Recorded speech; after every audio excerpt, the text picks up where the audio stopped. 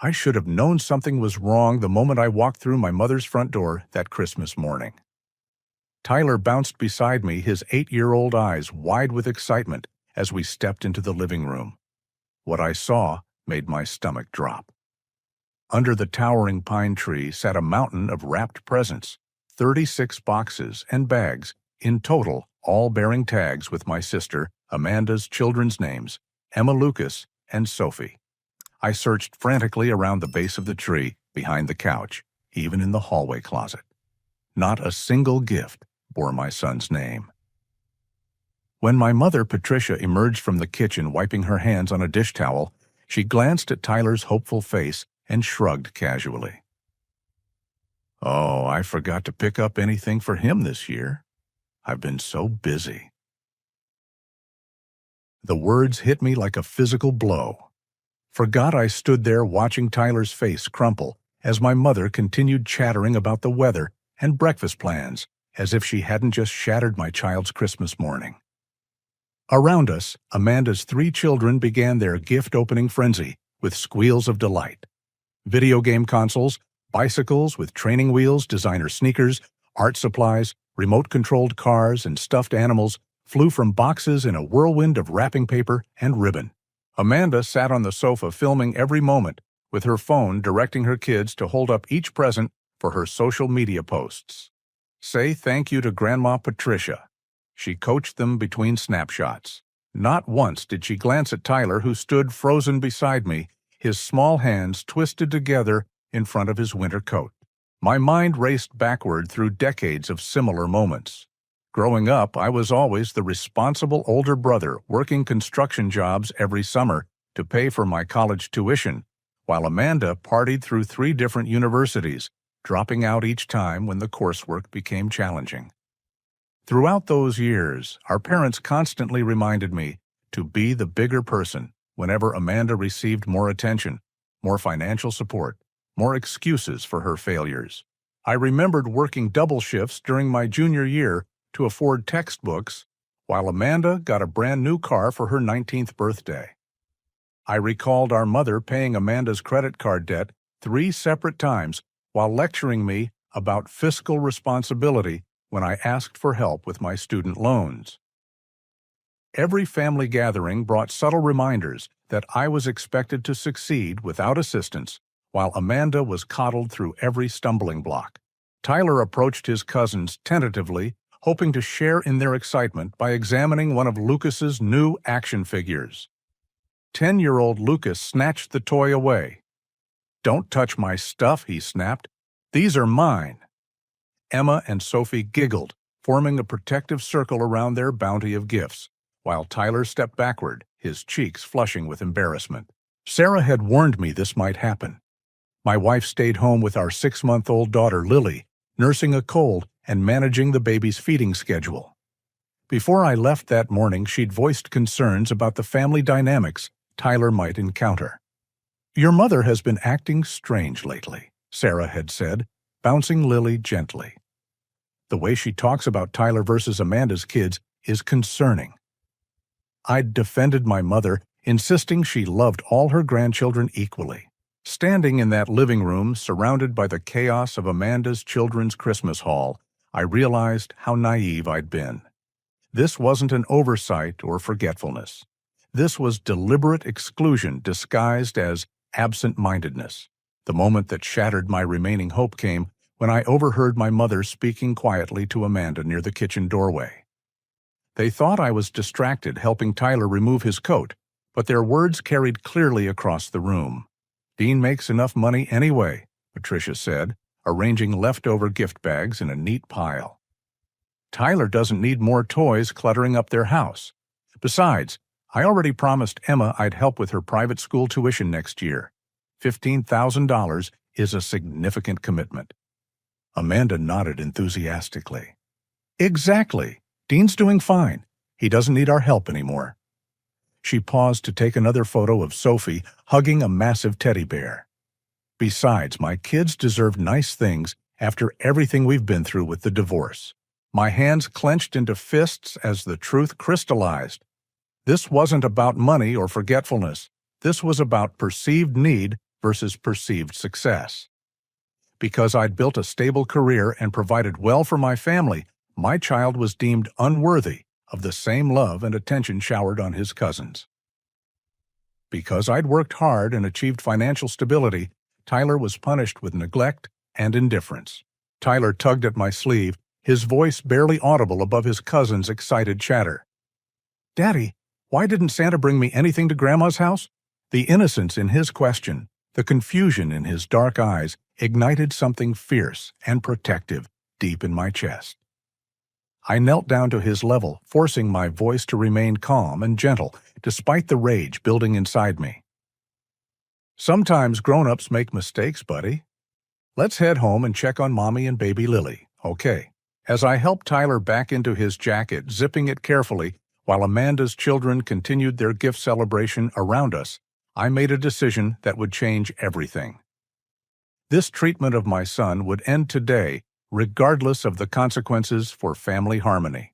I guided Tyler toward the front door with deliberate calm, my hand resting protectively on his shoulder as we navigated through the scattered wrapping paper and ribbon debris. Patricia called out from the kitchen without bothering to emerge her voice, carrying that casual dismissiveness I'd grown to recognize over the years. "Thanks for stopping by, Dean. Drive safely with all this snow." No hug for Tyler. No Merry Christmas directed at my son. No acknowledgement that she just excluded an 8-year-old child from the family's most important celebration. Amanda remained absorbed in her social media documentation, posing her children with their new treasures, while completely ignoring our departure. The 20-minute drive home through the suburban streets of our Ohio neighborhood passed in tense silence. Tyler sat buckled in his booster seat, staring out the window at snow-covered houses decorated with twinkling lights and inflatable lawn ornaments. I watched him in the rearview mirror, noting how his small shoulders had slumped with disappointment. Halfway home, the tears started. Quiet at first, just sniffles and the occasional hiccup, but soon escalating into full sobs that broke my heart into pieces. "Daddy," Tyler choked out between tears. "Was I bad this year? Is that why I didn't get any presents at Grandma's house?" I pulled into a gas station parking lot and turned around to face my son, whose cheeks were streaked with tears and whose bottom lip trembled with confusion. Tyler listened to me very carefully. "You have been an absolutely wonderful boy this year. You've been kind to your sister, helpful with chores, and respectful to everyone around you. What happened today has nothing to do with your behavior. Okay, then why did Emma and Lucas and Sophie get so many presents while I got nothing?"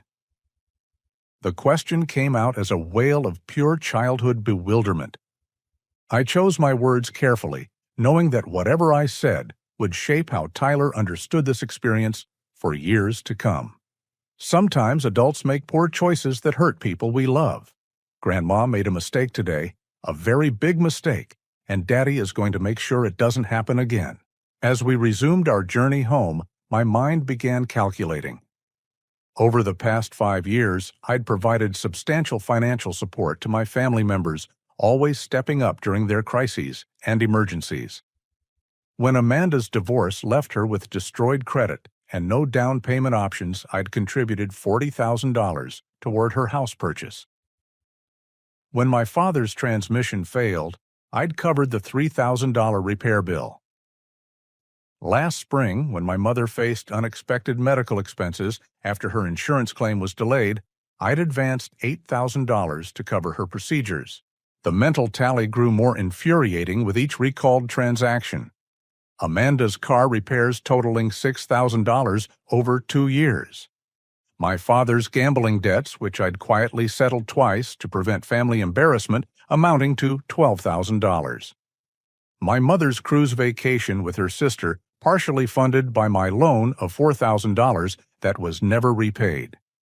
Emergency dental work, home repairs, utility deposits, Christmas gifts for Amanda's children in previous years when she claimed financial hardship. The grand total approached $200,000 in direct financial assistance, not counting the countless smaller gestures like birthday parties I'd hosted and paid for family dinners at expensive restaurants, where I always covered the check and vacation contributions that made family trips possible. All of this generosity, and my son was rewarded with deliberate exclusion from Christmas morning. Sarah took one look at Tyler's tear-stained face when we walked through our front door and immediately understood what had transpired. She scooped him into a fierce hug while shooting me a look that communicated both sympathy and fury. "Why don't you go play with your new Christmas toys in your room for a little while?" she suggested gently to Tyler. "Daddy and I need to talk." Once Tyler disappeared upstairs, Sarah turned to me with blazing eyes. "Tell me everything." I recounted the morning's events in detail, watching Sarah's expression grow darker with each revelation. When I finished, she disappeared into our home office and returned with her laptop and a thick folder. "I've been documenting this for months," she said grimly, opening the folder to reveal printed text messages and email conversations. "Look at this." The evidence was damning. Text message chains where Patricia gushed enthusiastically about Amanda's children's accomplishments while barely mentioning Tyler's achievements. Email conversations between Sarah and my mother, where Patricia would ask detailed questions about Emma's dance recitals and Lucas's soccer games, but never inquired about Tyler's school projects or baseball season. Most shocking was a group text conversation between Patricia and Amanda that Sarah had been accidentally included in 3 weeks prior. In it, they mocked my uptight parenting style and joked about how I throw money around to feel important. Amanda had written, "Dean thinks he can buy respect, but his kid is still going to grow up entitled and spoiled." Patricia had responded with laughing emojis and agreed that Tyler needed less coddling and more reality checks. Reading those words felt like a physical assault. While I'd been working to provide security and stability for my family, my mother and sister had been ridiculing my efforts behind my back. While I'd been extending financial generosity to help them through difficulties, they'd been characterizing my success as arrogance and my love for Tyler as overindulgence. "There's more," Sarah said quietly, scrolling through additional screenshots. "They've been planning this for weeks. Look at this conversation from early December." The messages revealed a deliberate strategy. Patricia had decided not to buy Tyler gifts as a way to teach Dean a lesson about gratitude. Amanda had encouraged this approach, suggesting that my family had too much already and needed to learn appreciation for what we had. As I read through months of dismissive comments and cruel observations about my son, a cold fury settled in my chest. This wasn't about money or fairness or family dynamics. This was about using my child as a weapon to punish me for succeeding beyond their expectations. That evening, after Tyler had fallen asleep clutching one of his Christmas morning gifts from home, I sat in my office, reviewing financial documents and family legal papers. As the successor trustee of my late grandfather's estate, I held considerable power that I'd never fully considered exercising. Tomorrow, everything would change. My grandfather, Harold Brennan, had built his fortune through decades of careful real estate investments and smart business decisions. When he passed away 5 years ago, he'd chosen me as the successor trustee of his estate because of what he called my sound judgment and moral character. At the time, I'd viewed the responsibility as primarily administrative, ensuring monthly distributions reached family members according to his wishes. Sitting in my home office that December evening, surrounded by legal documents and financial statements, I began to understand the true scope of my authority. The Harold Brennan Family Trust contained assets worth $1.2 million, generating sufficient income to provide substantial monthly payments to beneficiaries. My mother received $4,000 monthly, Amanda received $3,000, and my father received pension supplements of $2,000. These weren't small amounts. For most families, these distributions represented significant financial security. For Amanda, the monthly payments covered her mortgage. For my mother, they funded her comfortable retirement lifestyle.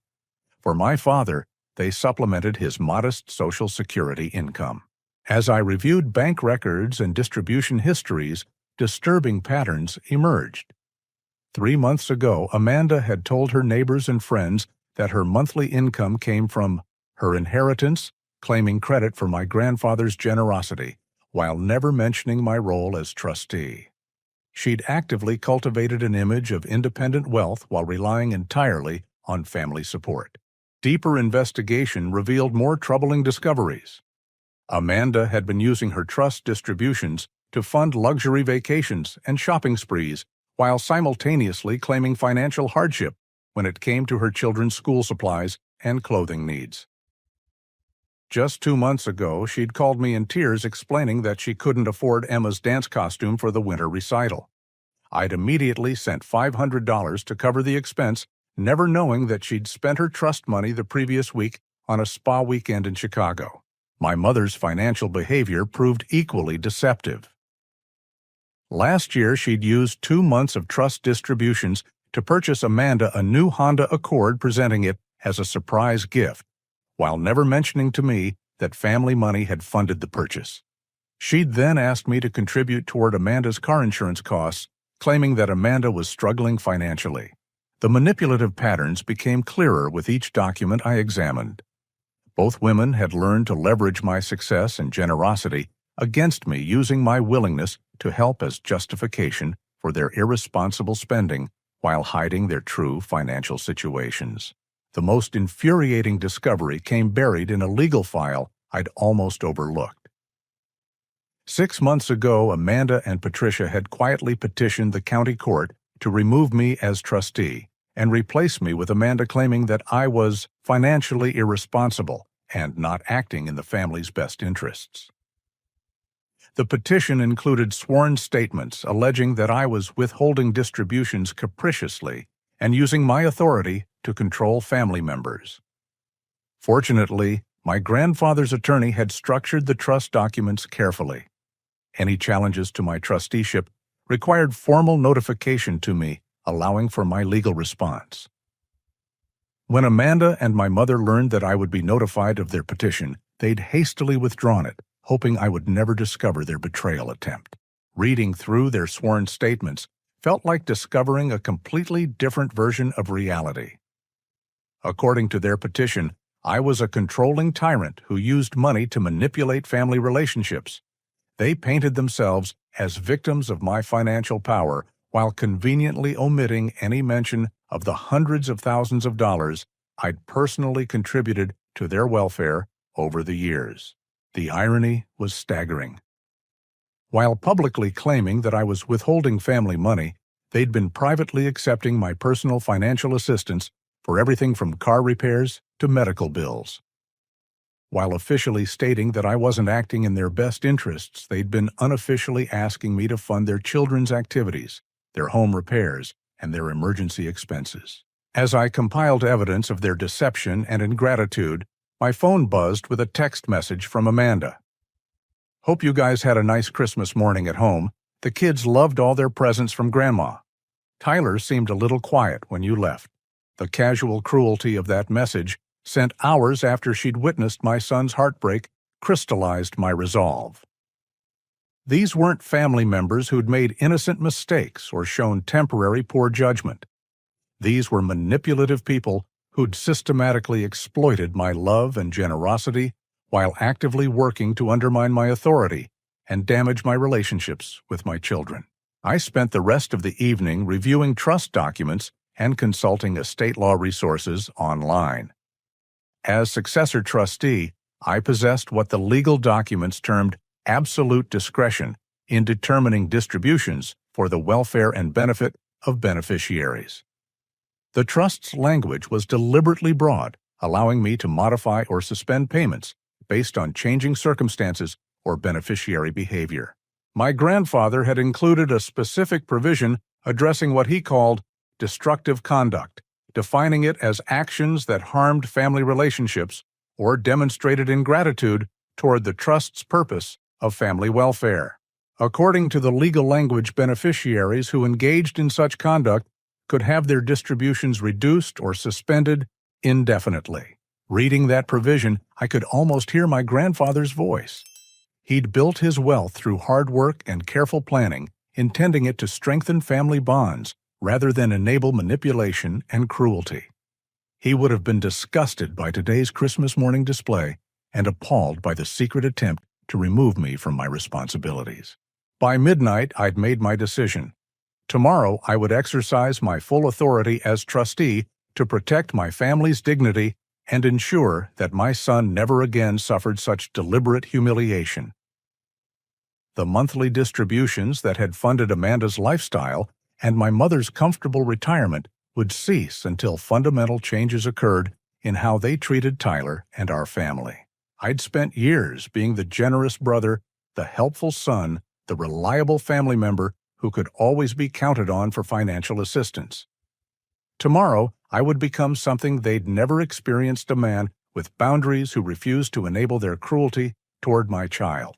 Christmas morning dawned clear and cold, the kind of crisp December day that usually filled me with holiday satisfaction. Instead, I woke with grim determination and a plan that would reshape my family's dynamics permanently.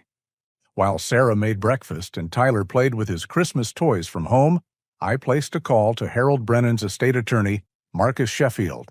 Despite the holiday, Marcus answered on the second ring.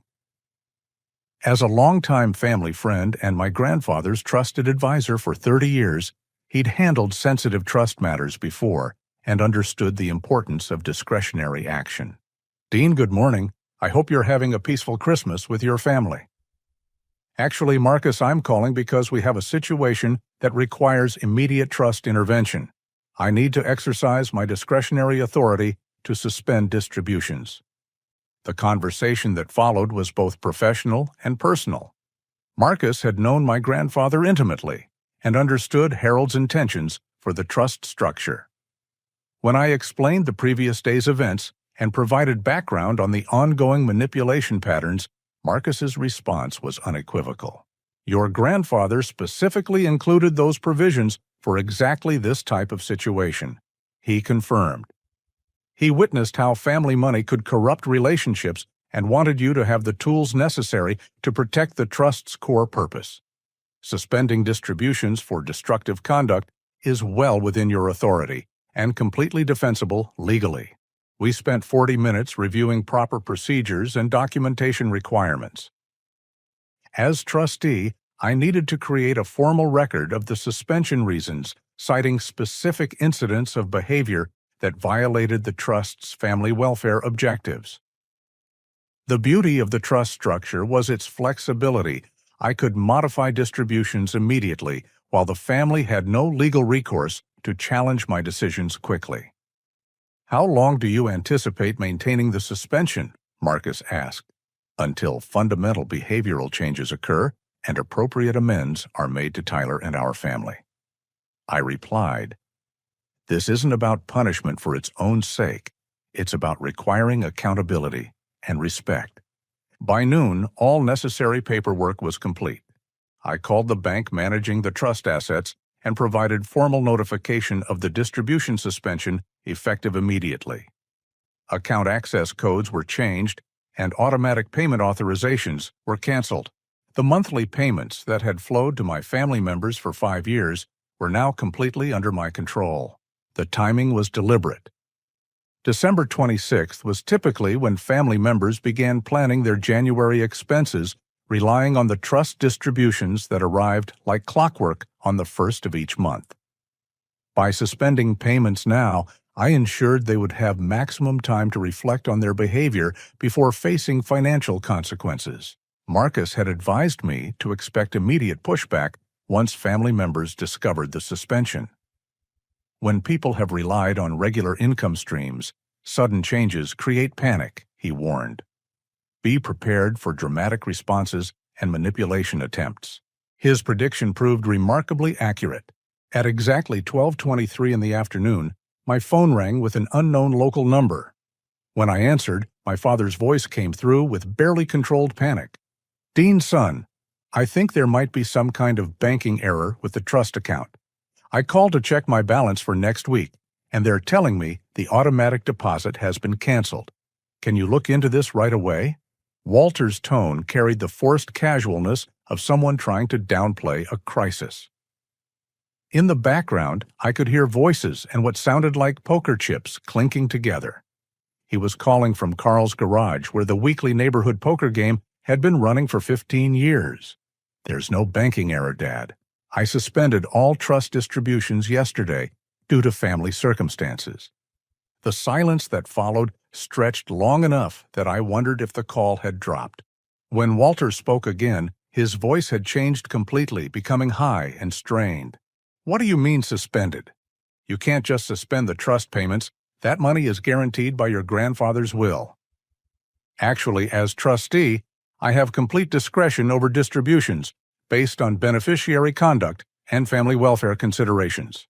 The payments are suspended indefinitely." "Dean listened to me very carefully," Walter said, and I could hear him moving away from the poker game into a quieter area. "I need $4,700 by tomorrow afternoon. I promised Carl I'd back his investment in a new snow removal business, and I already spent this month's trust money on Christmas expenses. You have to reverse this suspension right now." The desperation in his voice revealed everything I needed to know about his financial situation. Rather than using trust money for living expenses, as my grandfather intended, Walter had been treating it like casino chips, gambling with funds meant for his security. "The suspension stands, Dad. The trust distributions were meant to supplement your retirement income, not fund gambling debts and risky business investments." "This isn't gambling," Walter protested, his voice cracking. "This is a legitimate business opportunity. Carl's got connections with the county, and we're going to make serious money on snow removal contracts, but I have to commit the capital by tomorrow or he'll find another partner." Listening to my father beg for money to fund a questionable business venture while my son's Christmas had been deliberately ruined crystallized every frustration I'd harbored about my family's priorities and values. "Dad, the answer is no. The trust distributions are suspended, and they'll remain suspended until certain conditions are met regarding how Tyler and our family are treated." "Tyler." Walter's voice shot up an octave. "This is about Tyler not getting Christmas presents. Dean, you're destroying our family's financial security over a child's disappointment. That's insane. What's insane is treating an 8-year-old boy like he doesn't matter while showering his cousins with 36 presents. What's insane is using family money for poker games while claiming you need emergency loans for basic expenses." The call ended with Walter sputtering protests and threats to call Marcus Sheffield directly. I smiled grimly, knowing that Marcus would simply refer him back to me as the trust's sole decision-maker. Within minutes of hanging up, my phone began ringing again. Amanda's number flashed on the screen, followed immediately by my mother's. I let both calls go to voicemail, knowing that desperation would only amplify as word spread about the suspended distributions. The real test of my family's character was about to begin. The first voicemail came from Amanda at 1:47 in the afternoon. Her voice carried the sharp edge of someone accustomed to getting her way through aggressive demands. "Dean, I just talked to Dad, and he says you've lost your mind. Call me back immediately and fix whatever banking error is preventing our trust payments. My mortgage payment is due January 3rd, and I need that money in my account by tomorrow." She hung up without acknowledging the real reason for the suspension or expressing any concern about Tyler's treatment the previous day. The message perfectly encapsulated her narcissistic approach to family relationships, demands without accountability, expectations without reciprocity. The second call came from my mother 20 minutes later. This voicemail adopted a completely different strategy, deploying tears and emotional manipulation with practiced precision. "Dean, sweetheart, I'm so confused about this trust situation. Your father is beside himself with worry, and Amanda is saying terrible things about some kind of punishment over Christmas presents. Surely we can work this out like reasonable adults. You know how much the family depends on Grandpa Harold's generosity. Please call me back so we can resolve this misunderstanding." The deliberate characterization of yesterday's events as this trust situation and some kind of punishment over Christmas presents revealed my mother's strategy. Rather than acknowledging the deliberate exclusion of Tyler or accepting responsibility for her favoritism, She was framing my response as an overreaction to minor family friction. By 3 o'clock, the calls were coming every 15 minutes. Amanda, Patricia, Walter, and even Amanda's ex-husband Derek had somehow been recruited to leave messages urging me to reconsider this rash decision. Each caller used slightly different approaches: guilt, anger, confusion, and threats of permanent family estrangement. Sarah watched this circus unfold with grim satisfaction, while Tyler played happily with his Christmas toys, blissfully unaware of the chaos his mistreatment had triggered among the adults. "Are you starting to doubt yourself?" Sarah asked, as I silenced my phone during the 6th call in an hour. "Not for a second," I replied. "If anything, their panicked response confirms that I've been enabling this dysfunction for years. Look how quickly they mobilized to protect their money while never once calling to apologize to Tyler or acknowledge their behavior." The most revealing call came at 4:30 when my Aunt Rachel Patricia's sister left a message that exposed the family's behind-the-scenes strategy session. "Dean, honey, your mother called me crying about some family emergency involving trust money. She says you're withholding everyone's inheritance because Tyler got his feelings hurt yesterday. Now, I don't know all the details, but surely you can see how this looks from the outside. A grown man punishing his elderly parents over a child's Christmas disappointment seems disproportionate, don't you think?" The message demonstrated how effectively my mother had manipulated the narrative. Rather than explaining that she deliberately excluded Tyler while lavishing gifts on his cousins, Patricia had crafted a story portraying me as an unstable tyrant punishing elderly parents over minor holiday friction. By evening, the desperation had reached fever pitch. Walter called 6 times between 5 and 7 o'clock, each message more frantic than the last. His final voicemail revealed the true scope of his financial irresponsibility. "Dean, I'm begging you, son. Carl is expecting his $4,700 by tomorrow, and if I don't deliver, he's going to tell everyone at the American Legion about the money I owe him. I'll look like a fool and a welcher in front of guys I've known for 20 years. Please just release 1 month's distribution so I can honor my commitment. I swear I'll pay you back from next month's payment." The circular logic was breathtaking. Walter wanted me to release trust money so he could repay a debt created by spending trust money inappropriately. He was asking for family funds to preserve his reputation among friends while showing no concern for the family relationships his behavior was destroying. Amanda's strategy evolved throughout the day, from demands to threats to attempted bargaining. Her 7 o'clock voicemail represented a new low in manipulative tactics. "Fine, Dean, you want to play hardball. 2 can play that game. I'm telling the kids that Uncle Dean decided they can't have their college funds anymore because he's angry at Mommy. Emma's already asking why you hate our family. I hope you're proud of yourself for confusing children over adult problems." Using her children as emotional weapons while simultaneously teaching them lies about the situation demonstrated the depth of Amanda's selfishness. Rather than accepting responsibility for creating the crisis, she was poisoning her children's relationships with Tyler and me to gain leverage. But it was my mother's final call of the day that truly revealed her character. At 8:47 in the evening, after 46 previous attempts to reach me, Patricia left a message that stripped away all pretense of misunderstanding or innocent mistakes.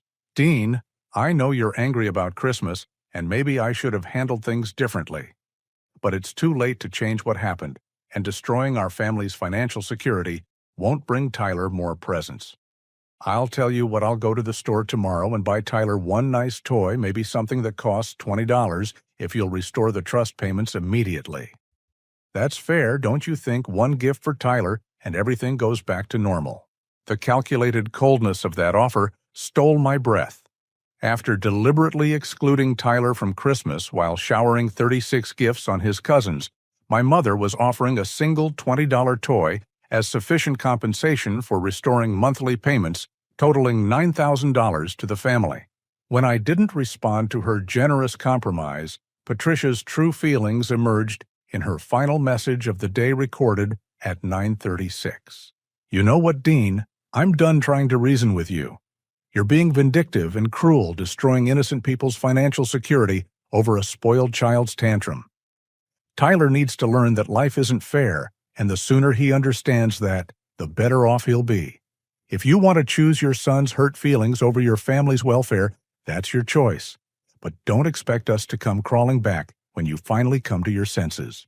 That message, with its characterization of Tyler's heartbreak as a spoiled child's tantrum and its complete absence of accountability or remorse, convinced me that the distribution suspension needed to become permanent until fundamental changes occurred. As I turned off my phone that evening, I counted 47 total calls from my mother throughout the day. Not once had she called to apologize to Tyler. Not once had she suggested making amends for her favoritism. Every single call had been focused exclusively on restoring her monthly income while minimizing or dismissing the emotional damage she'd inflicted on my son. The true nature of my family relationships had never been clearer. 3 days after Christmas, I was working in my home office when Sarah called from the kitchen, her voice tight with controlled anger. "Dean, you need to come downstairs. We have unexpected visitors." Through my office window, I could see cars filling our driveway and lining the street in front of our house. Walter's pickup truck, Patricia's sedan, Amanda's Honda, and several vehicles I didn't immediately recognize. The impromptu family gathering had clearly been coordinated in advance. When I reached the living room, I found myself facing what could only be described as an intervention. My parents sat on the couch with Amanda flanked by her 3 children who looked confused and uncomfortable. My Uncle Robert, Aunt Rachel, and several cousins had arranged themselves around the room in what appeared to be a carefully planned staging. Tyler had been playing with his Christmas Lego set on the floor when this invasion occurred. Now he sat pressed against Sarah's legs, sensing the tension radiating from the assembled adults, even if he couldn't understand its source. Patricia spoke first, her voice carrying the practiced tone of someone delivering a rehearsed speech. "Dean, we're here because we love you and we're concerned about your behavior over the past few days. We understand you're upset about Christmas, but withholding the family's trust money is an extreme overreaction that's hurting innocent people." The use of innocent people, while Tyler sat right there listening, demonstrated exactly how little my family had learned from their Christmas behavior. Robert, who managed a small accounting firm and had always been the family's voice of financial reason, leaned forward with concern. "Son, I've known your grandfather since before you were born, and I can guarantee he never intended for trust money to be used as punishment for family disagreements. This kind of financial manipulation is exactly what Harold wanted to prevent." The irony was rich. Uncle Robert was lecturing me about financial manipulation while completely unaware of the actual manipulation that had been occurring for months between Amanda and Patricia regarding trust distributions. Aunt Rachel tried a gentler approach, speaking directly to Tyler while addressing me. "Tyler, sweetie, why don't you go play upstairs while the grown-ups talk about boring money stuff?" "No," Sarah said firmly. "Tyler stays right here. This conversation affects him directly, and he has every right to hear what's being said about his family." Amanda stood up dramatically, positioning herself where Tyler could see her children sitting sadly behind her. "This whole situation is traumatizing my kids, Dean. Emma came home from school yesterday asking why Uncle Dean hates us now. Lucas wants to know if you're going to take away his Christmas presents. How am I supposed to explain that their uncle is punishing them for something they didn't do?" The calculated manipulation was breathtaking. Amanda had clearly coached her children to ask these specific questions, then used their confusion as emotional ammunition against me. Walter tried a different approach, appealing to what he perceived as my sense of family duty. "Dean, your mother depends on that trust money for her medications and medical expenses. Are you really going to put your parents' health at risk over Christmas present disputes, Dad?" I said quietly, "Mom spent her last 2 trust distributions on a new car for Amanda and a vacation cruise. Her medical expenses have been covered by Medicare and the supplemental insurance I pay for. Please don't insult my intelligence by claiming she's facing medical hardship." The room fell silent as family members realized I possessed detailed knowledge of how trust money had actually been spent. Patricia's carefully constructed victim narrative began crumbling as she shifted uncomfortably under my direct gaze. Those were one-time expenses, Dean. We're not talking about luxury purchases. We're talking about basic family support, like the $4,700 Dad needs for Carl's snow removal business, I asked. Or the $15,000 you promised Emma for private school tuition. Are those basic family support expenses too? Amanda's face flushed red as she realized I knew about private conversations she'd assumed were confidential. How dare you spy on our family discussions? I'm not spying on anything, Amanda. I'm the trustee of the family money you've been spending and promising to other people without consulting me. I'm supposed to know how trust funds are being used. The confrontation escalated when my cousin Jennifer, whom I'd always liked and respected, tried to mediate with what she believed was helpful perspective. But Dean, maybe there's a compromise here. What if everyone acknowledges that Christmas could have been handled better, and then we restore the trust payments with better guidelines about family fairness? Before I could respond, Tyler's small voice cut through the adult debate with devastating clarity. It's my fault, isn't it? Everyone's mad about money because I didn't get Christmas presents. The room went completely silent. Every adult suddenly realized that an 8-year-old child was taking responsibility for a crisis created entirely by adult selfishness and poor judgment. Sarah's voice shook with fury when she responded. Tyler, baby, none of this is your fault. Not one single thing. But the damage was visible. Tyler's shoulders had curled inward with shame, and his eyes filled with tears as he processed the idea that grown-up money problems were somehow connected to his Christmas disappointment. Uncle Robert, who had been manipulated into attending this intervention with incomplete information, suddenly looked around the room with growing understanding. Wait a minute. Are you telling me this child didn't receive any Christmas gifts at Patricia's house while the other grandchildren got presents? The uncomfortable shuffling and avoided eye contact that followed his question provided the answer he needed. Patricia, Robert said slowly, his voice carrying decades of accumulated authority as the family's elder. Please tell me you didn't exclude one grandchild from Christmas while giving gifts to the others. My mother's carefully rehearsed victim narrative collapsed under Robert's direct questioning. It wasn't intentional exclusion. I just had a busy season, and Amanda's children needed more things, and Dean's family already has so much. Stop! Robert's voice carried the sharp crack of absolute authority. Just stop talking right now. He stood up and looked around the room at the assembled family members, his expression shifting from confusion to disgust. I came here because I was told Dean was having some kind of breakdown and needed family support to make reasonable decisions.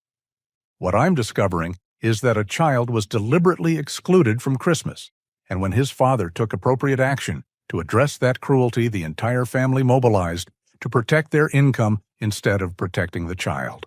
Jennifer and 2 of my other cousins began gathering their coats, clearly uncomfortable with the situation they'd been drawn into under false pretenses.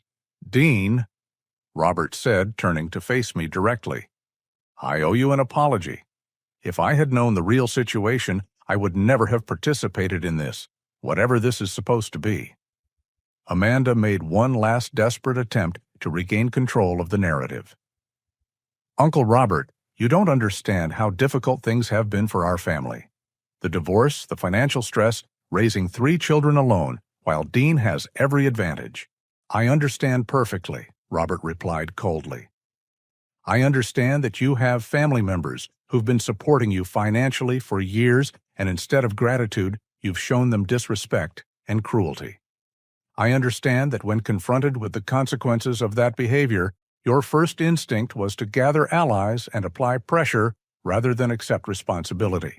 As family members began leaving muttering uncomfortable apologies and avoiding eye contact, Patricia made one final plea.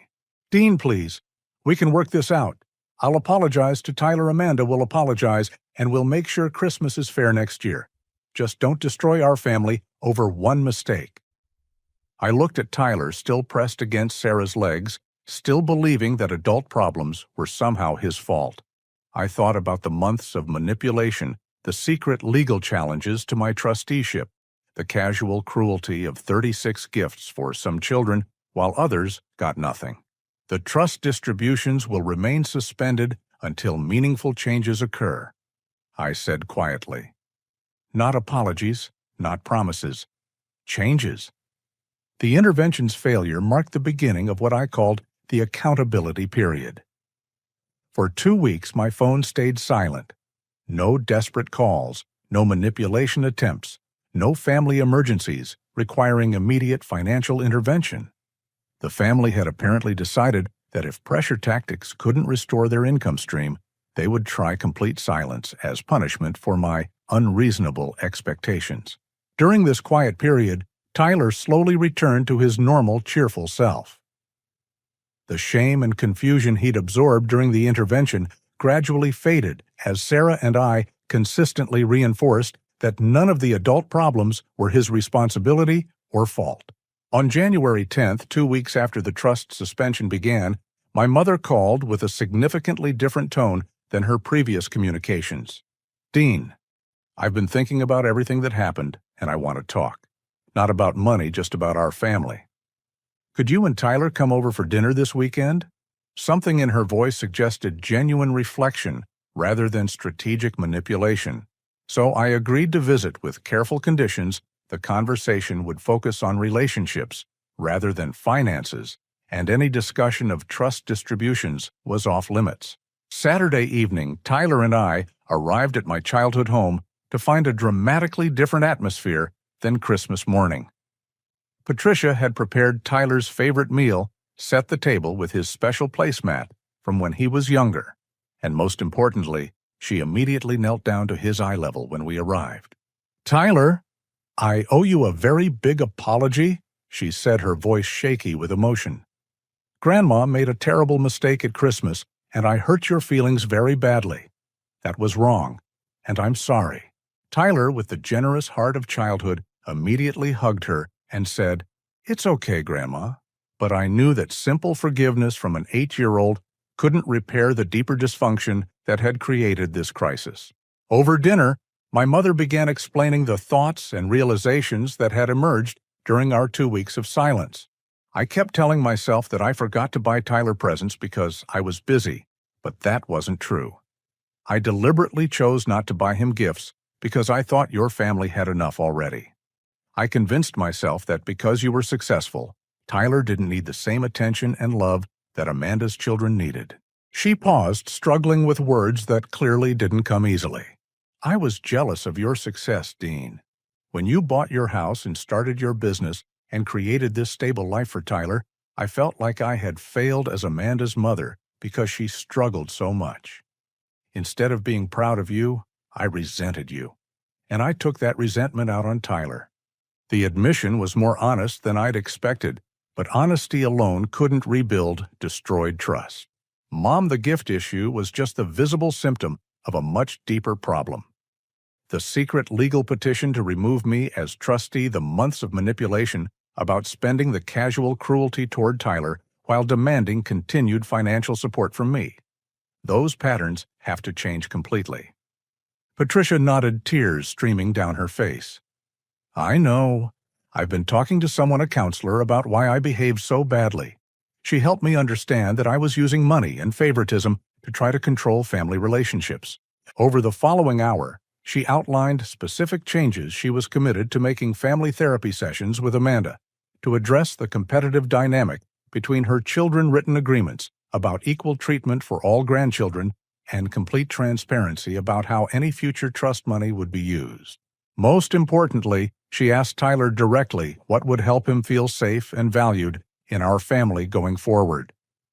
His simple request, "I just want to be included the same as Emma and Lucas and Sophie," became the foundation for new family rules about gatherings, gifts, and attention. 3 days later, Amanda requested a meeting. Unlike the previous intervention attempt, she came alone without her children as emotional shields or other family members as supporters. "I've been a terrible sister and a worse aunt." She began sitting in our living room while Tyler played quietly nearby. I was so focused on my own struggles that I forgot Tyler is just an innocent child who deserves love and kindness from his family. Her apology felt more genuine than I'd expected, perhaps, because it wasn't connected to any immediate request for restored payments. Amanda, what changed? 2 weeks ago, you were characterizing Tyler's hurt feelings as a spoiled tantrum. Mom showed me the text messages where we made fun of your parenting and talked about Tyler like he was a problem to be managed rather than a little boy to be loved. Reading those messages back, I felt disgusted with the person I'd become. She described her own counseling sessions and her growing recognition that jealousy over my financial stability had twisted her perspective on family relationships. I spent so much energy resenting your success that I forgot to be grateful for your generosity. You've supported my family for years, and instead of appreciation, I gave you criticism and entitlement. Walter's apology came last and proved the most difficult. My father struggled with acknowledging that his gambling habits had compromised his judgment and his integrity. Son, I've been lying to myself about my poker games and business investments for so long that I started believing my own stories. When I told you I needed money for Carl's snow removal business, I knew it was really to cover poker debts, but I convinced myself it was a legitimate opportunity. His commitment to financial counseling and gambling addiction support represented genuine steps toward accountability rather than mere promises designed to restore trust payments. By February, meaningful changes were becoming visible throughout our family dynamics. Patricia and Amanda had enrolled in joint counseling sessions to address their competitive behavior and its impact on the grandchildren. Walter had joined a gambling addiction support group and implemented strict controls on his spending.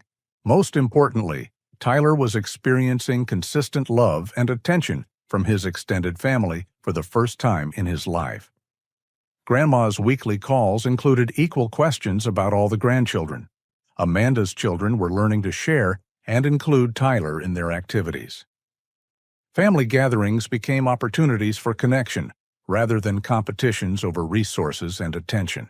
After 3 months of sustained positive changes, I scheduled a family meeting to discuss the future of trust distributions.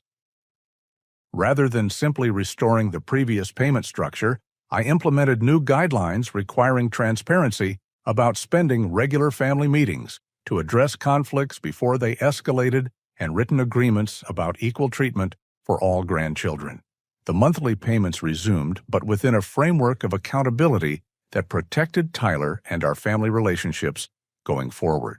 6 months later, Christmas arrived again. This time, Tyler received exactly the same number and value of gifts as his cousins. More importantly, he received the same attention, enthusiasm, and love that every grandchild deserved. As I watched Tyler playing happily with Emma Lucas and Sophie sharing toys and laughing together, I realized that protecting his dignity had ultimately saved our entire family from their own toxicity. The greatest gift hadn't been the trust money or the apologies or even the changed behavior. The greatest gift was teaching Tyler that he had value and worth that no one could diminish, and that sometimes fighting for what's right creates the foundation for genuine love and respect. That evening, as I tucked Tyler into bed, he looked up at me with those same dark eyes that had been so confused and hurt 11 months earlier. Dad, thank you for not letting them treat me like I didn't matter. I love you. In that moment, I understood that every difficult conversation, every suspended payment, every moment of family chaos had been worth protecting one little boy's sense of self-worth. Sometimes the most loving thing you can do for your family is refuse to enable their worst impulses. Sometimes protecting one person's dignity requires disrupting everyone else's comfort. And sometimes the father's greatest victory is simply ensuring his son knows that he matters as much as anyone else. Now I'd love to hear from you. Have you ever had to stand up to family members who were treating your children unfairly? How did you handle favoritism or manipulation within your own family relationships? Share your experiences in the comments below. Your story might help other parents facing similar challenges. If this story resonated with you, please hit that like button to support families choosing courage over comfort. Don't forget to subscribe for more real-life stories about protecting what matters most, and share this video with anyone who needs encouragement to set healthy boundaries with difficult family members. Thank you for listening, and remember, your children's worth is non-negotiable, and defending it is always the right choice.